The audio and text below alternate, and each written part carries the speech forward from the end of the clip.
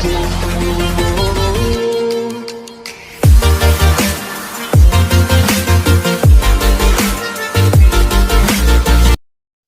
Evening class.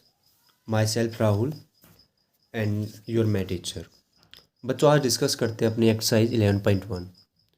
और आज बच्चों ने भी कहा था कि सर आप वीडियो डाल दीजिए 11.1 की, जो आप ट्रायंगल पढ़ाते हैं, क्योंकि ट्रायंगल का पोर्शन एक ऐसा है कि वाइट बोर्ड पर मार्कर से जब हम करवाते हैं वो समझ में नहीं आ पाता कभी भी। हालांकि मैं भी पढ़ा हुआ हूँ, पर जब हमें टीचर नोटबुक में करवाते थे तो वो अच्छे से समझ में आ जाता था। अगर अपने पास जो स्मार्ट बोर्ड, अगर उसमें एक अपना जो प्रकार का जो ऑप्शन होता है, अगर उससे हम करवाएं तो अच्छे समझ में आ जाए, तो इसलिए आज मुझे फिर से अपनी नोटबुक पर आना पड़ा। तो चलिए देखते हैं बच्चों, इसमें क्या होता है कि इस आपकी कुछ टाइप्स होती हैं कंस्ट्रक्शन में भी, कि एक तो आपने लाइन सेगमेंट ड्रॉ करनी है, ठीक है, फिर आपके पास सिमिलर ट्रायंगल ड्रॉ करने का आएगा। पर जो आपका एग्ज़ाम है, क्योंकि कंस्ट्रक्शन हम ओनली एग्ज़ाम के पॉइंट ऑफ व्यू से पढ़ेंगे, टाइम बचा तो मैं आपको आगे भी करवा दूंगा, कोई इशू नहीं है।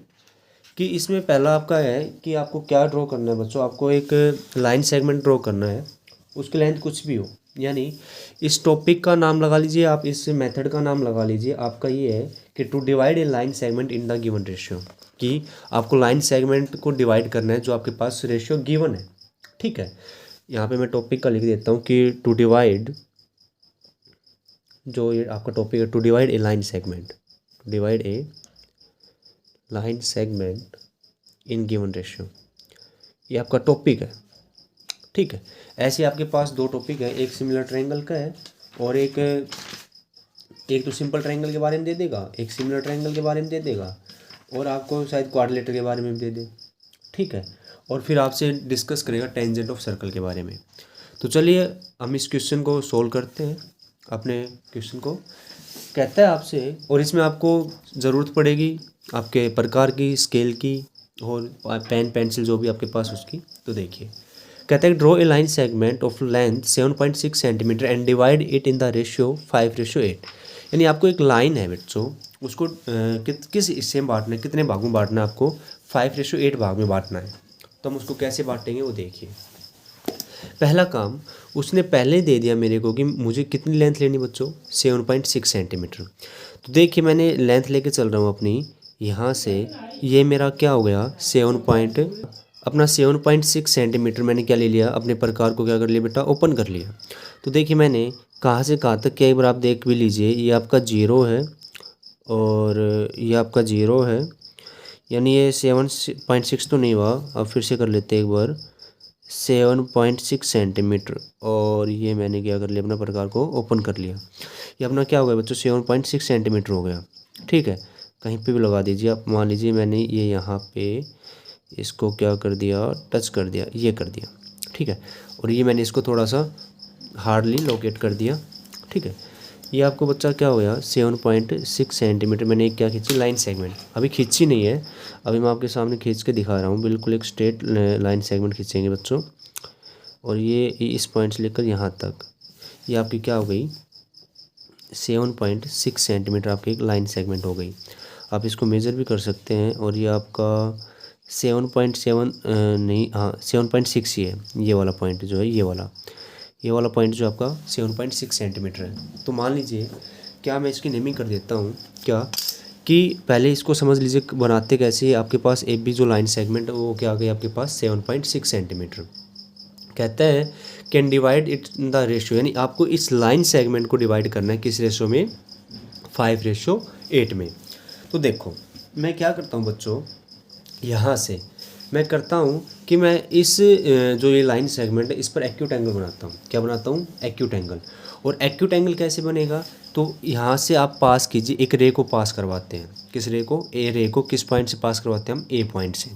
तो चलिए, और मैं ए पॉइंट से मैं किसको पास करवाता हूँ, एक रे को पास करवाता हूँ, और वो भी किस एंगल पे, एक्यूट एंगल, यानी 90 डिग्री से कम के एंगल पे।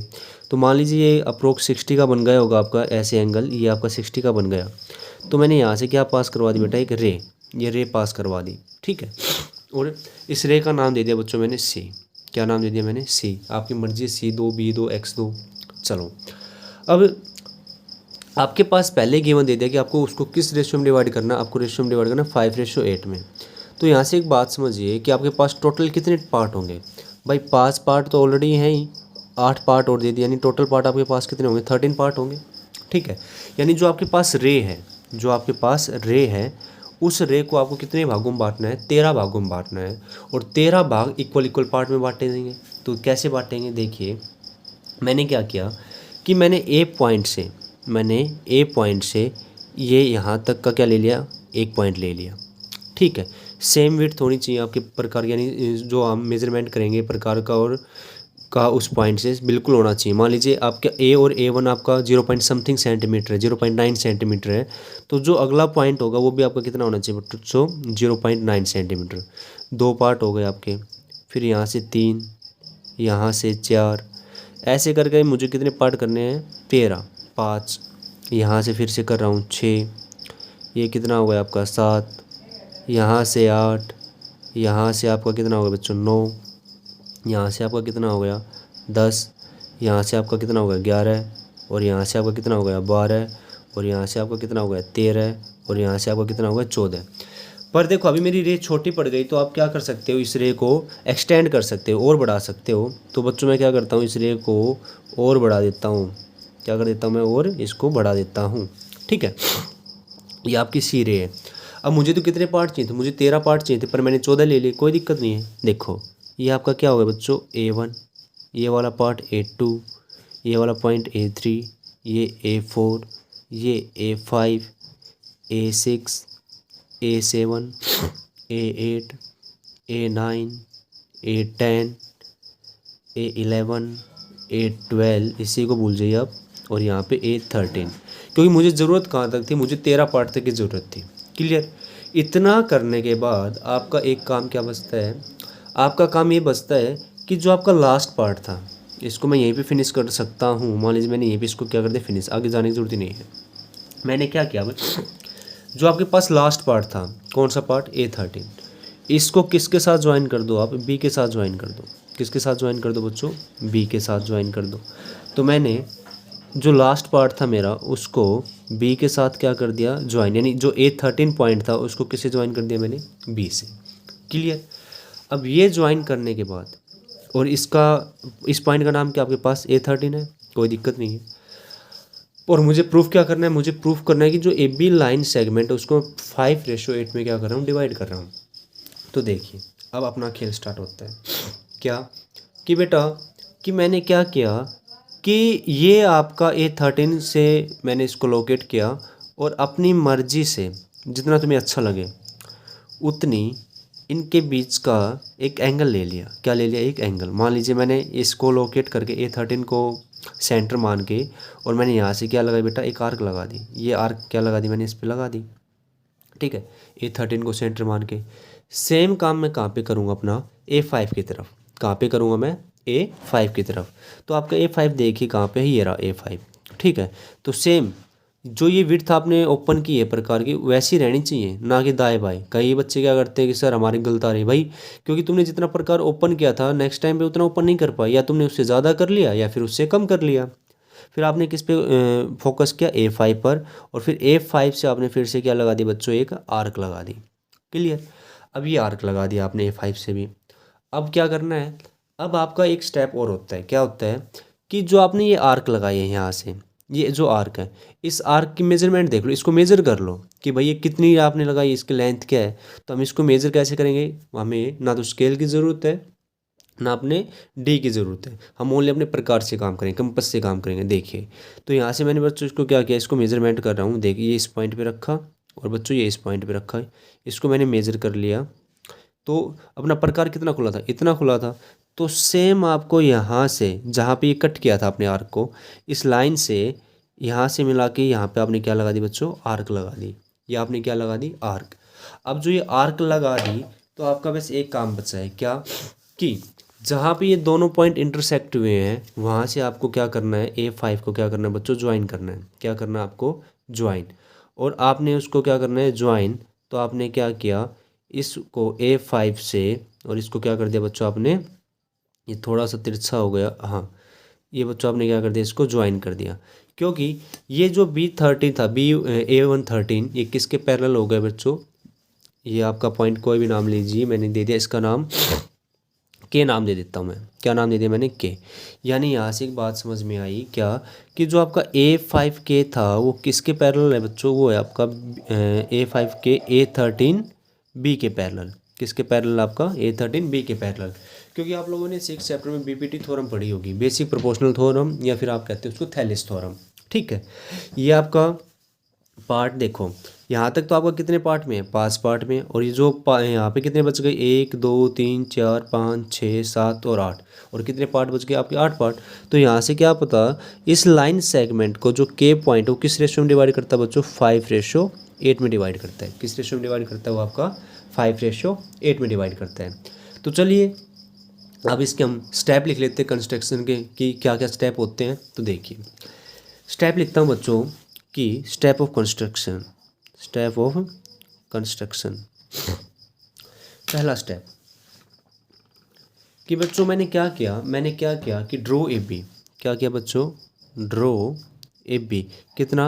7.6 सेंटीमीटर। 7.6, ये इसकी कंप्लीट लेंथ कितनी बच्चों? 7.6 सेंटीमीटर है। एंड फिर आपने क्या ड्रॉ किया था? आपने ये एंगल ड्रॉ किया था, और कौन से एंगल पे? एक्यूट एंगल पे किया था। तो क्या कहोगे? ड्रॉ एनी रे। ड्रॉ एनी रे। कौन सी रे ली आपने? AC रे ली है। तो क्या लिखोगे? ड्रॉ रे AC making an angle. Making an, कौन सा एंगल बच्चों? Acute angle. कौन सा एंगल? Acute angle. और किसके साथ एक्यूट एंगल बनाया था आपने? लाइन सेगमेंट आपकी क्या थी बच्चों? AB, with AB। क्लियर? ये आपका क्या था बच्चों? फर्स्ट स्टेप था। सेकंड स्टेप की जब मैं बात करता हूँ, तो सेकंड स्टेप में आप क्या करोगे? सेकंड स्टेप में आपको क्या लिखना है? अब देखो, सेकंड स्टेप में मैंने क्या किया, उस रे के ऊपर हमने कितने पॉइंट लोकेट किए थे बच्चों? 13 पॉइंट लोकेट किए थे। तो यहाँ से आप क्या लिखोगे कि लोकेट, क्या लिखोगे? लोकेट कितने पॉइंट? 13 पॉइंट। ठीक है, कौन कौन से? A1 से लेकर A2 A3, और कहाँ तक किए बच्चों? मैंने A13 तक लोकेट किए। क्लियर? किस पे किए? ऑन रे कौन सी थी आपके पास? AC, और AC के ऊपर मैंने ये एरो का निशान लगा दिया। तो इसका मतलब क्या होता है? रे को डिनोट करता है वो। और यहाँ पे भी AC के ऊपर मैंने रे का सिंबल लगा देता हूँ। ठीक है, इसका मतलब क्या हुआ कि बेटा जो A1 की लेंथ है वो किसके बराबर होगी? A1 A2 की लेंथ के बराबर होगी। वो किसके बराबर होगी? A2 A3 की लेंथ के बराबर होगी। और वो किसके बराबर होगी बच्चों? A3 A4 की लेंथ के बराबर होगी। और ये कहाँ तक चलेगा आपका? ये चलेगा आपका A12 A13 तक चलेगा। A12 A13 तक चलेगा। अब मैंने लास्ट में क्या किया? थर्ड स्टेप क्या हो जाएगा कि मैंने ज्वाइन किसको करवाया था बेटा? A13 को और B को क्या करवाया था? मैंने ज्वाइन करवाया था। तो यहाँ से मैंने फिर से लिखा कि ज्वाइन A13B। A13B। ठीक है, यहाँ तक आपका काम हो गया बिल्कुल चकाचक। अब बचता है क्या? जो आपने A5 को भी किससे कनेक्ट किया? K पॉइंट से। उसको और देख लीजिए एक बार। तो उसके लिए मैं नेक्स्ट पेज की तरफ जाता हूँ। ठीक है, वहाँ से आपको अच्छे से पता चल जाएगा। तो देखिए, या मैं इस पॉइंट पे यहीं पे लिख देता हूँ, कहीं पे अगर जगह दिख रही है मेरे को। हाँ, यहीं पे लिख देता हूँ मैं। आपका जो फोर्थ पॉइंट है यहीं पे आपको समझ में आ जाएगा। देखिए, फोर्थ पॉइंट में क्या था बेटा?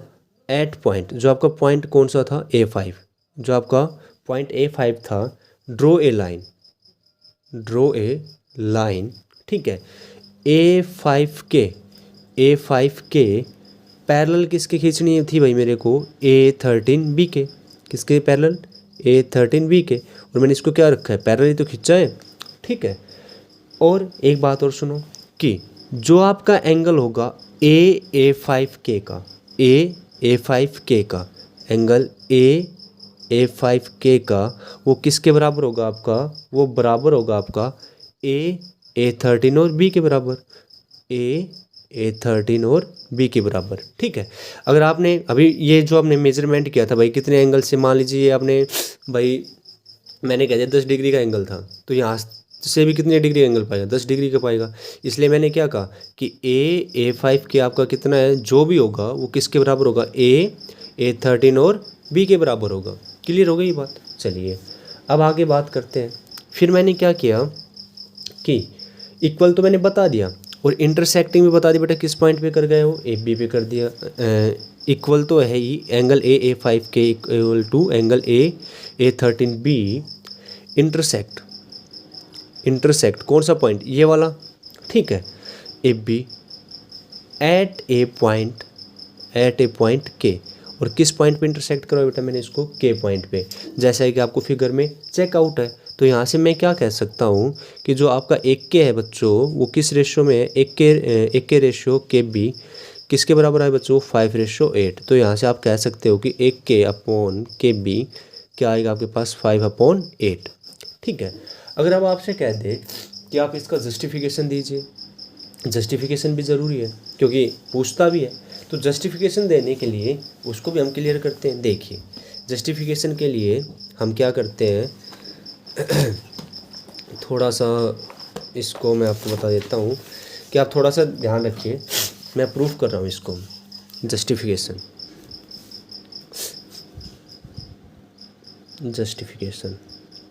देखो बच्चों, जस्टिफिकेशन में मैंने क्या कहा कि आप ट्रायंगल लेके चलिए, आपके पास जो बन रही थी आप देख लेना, आपका A था और बच्चों क्या था, A13 था और आपकी B थी ट्रायंगल बड़ी वाली। और बच्चों आपके पास कौन सी ट्रायंगल थी आपके पास, उसमें क्या चीज़ और थी, इस ट्रायंगल में A13B में आपका क्या इक्वल था बच्चों, जो आपके पास A5K था वो किसके पैरेलल था, आपका A13B के पैरेलल था, ठीक है।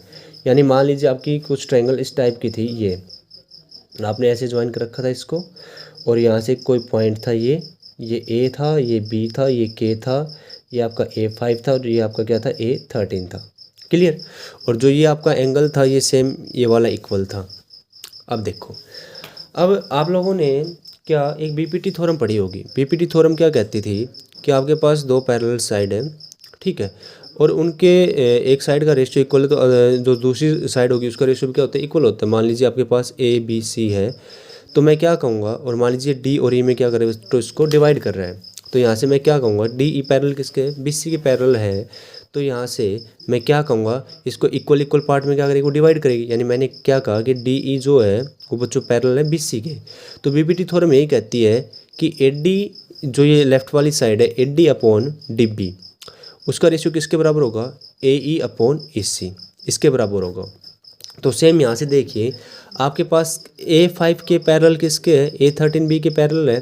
तो यहाँ से आपको क्या पता चल रहा है, आपको पता चल रहा है कि बच्चों जो A5 होगा, साइड का रेशियो, इस साइड ये जो आपके पास साइड है लेफ्ट वाली A13 वाली, मैं इसका जिक्र कर रहा हूँ कि इस साइड का रेशियो किसके बराबर होगा, आपका इस साइड के रेशियो के बराबर होगा। तो बच्चों A5 अपॉन क्या जाएगा, A5 A13 आ जाएगा, इक्वल टू किसके बराबर होगा, वो 1K अपॉन KB। अब आपको पता है कि आपने यहाँ तक मेजरमेंट किया तो वो कितने थे आपके पास, 5 यूनिट थी, और A5 से लेकर A13 तक आपके पास कितनी थी, 8 यूनिट थी। तो यहाँ से मैं क्या कह सकता हूँ कि A5 आपके पास कितना था बच्चों, 5, और A5 A13 कितना था आपके पास, 8, और 1K अपॉन KB। तो यहाँ से आपको वो जो लाइन सेगमेंट वो अच्छे से प्रूफ हो गई कि क्या, कि जो 1K अपॉन KB होगा बच्चों, वो आपका क्या आएगा, 5/8। और यानी हम किस रेशो में कह सकते हैं इसको कि 1K रेशियो KB किसके बराबर आया आपका, 5:8 में। किस रेशियो में आए बच्चों, 5:8 में। अगर अगर अगर वो आपसे कह दे कि इसका सेंटीमीटर और बताओ कितना क्या हो सकता है, तो आप क्या करना, उसको मेज़र कर लेना, वो आपका सेंटीमीटर में आ जाएगा। और यहाँ से एक बात और, यहाँ से हम ये लिखना भूल गए कि हमने कौन सी थ्योरम लगाई बच्चों, यहाँ से हमने लगाई बीपीटी थ्योरम। कौन सी थ्योरम लगाई, बीपीटी थ्योरम। तो उम्मीद करता हूँ बच्चों ये क्वेश्चन आपको अच्छे समझ में आया होगा। अगर किसी भी पॉइंट पर, किसी भी स्टेप पर आपको दिक्कत लगे तो कमेंट बॉक्स में कमेंट ज़रूर करें, और इससे मुझे हौसला मिलता है कि हाँ भाई बच्चे ने कुछ क्यूरी की मेरे से, मैं उसको आंसर दे पाऊँगा। तो आपकी जो रात्रि है वो अच्छे से गुजरे। मिलते हैं अपनी एक्सरसाइज 11.2 में। आज के लिए इतना ही।